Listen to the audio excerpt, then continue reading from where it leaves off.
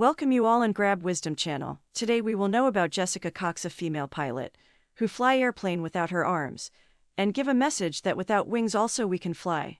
So let's know what she share about herself. I was born without arms and despite that challenge, managed to live a full life.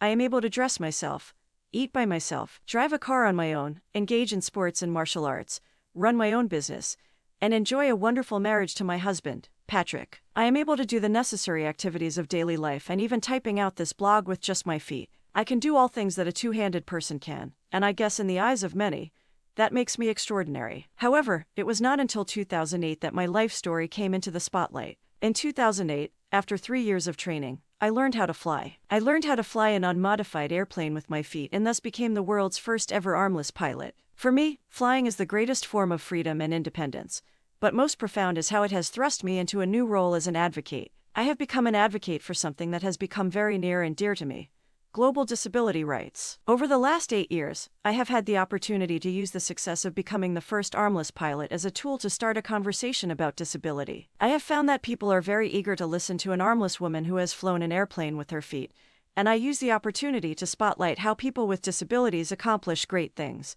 when given the opportunity and support. Aviation has given me the ability to challenge stigmas and attitudinal barriers that exist all over the world. Flying gave me much more than my wings. It gave me a voice. I have been able to travel to 20 different countries to share my story of accomplishing the seemingly impossible. In many of these countries, children with disabilities are kept hidden from society and denied the chance to go to school. In some places, a disability is considered a curse. In these very places, I am welcomed as a celebrity, and my story opens minds to possibilities they never before imagined for their own children. One of the countries I visited was Ethiopia, a country where less than 3% of children with disabilities go to school. On the first day of my trip, I flew over the capital in an airplane. A representative of every media outlet in the country was there to do a story. An 8-year-old boy named Tariku was brought to the airport. Like me, he was also born without arms. Handicap International, a non-government organization dedicated to helping children with disabilities, facilitated Tariku and his mother coming to the airport to meet me. Tariku lived in a remote village and the trip to the capital was his first time riding in a car. It was also his first time to see an airplane. I met with him for a few minutes just before taking off on the runway. I showed him the airplane and he watched as I took off. After the experience, he told his mother that he wanted to become a pilot. Despite the leaps and bounds that human achievement has accomplished,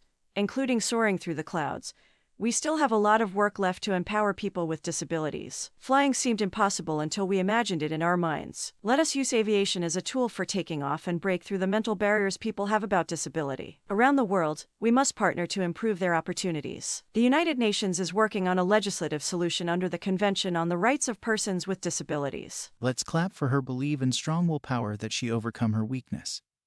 Give a like to this video and subscribe our channel to get more knowledge about world. See you in our next video.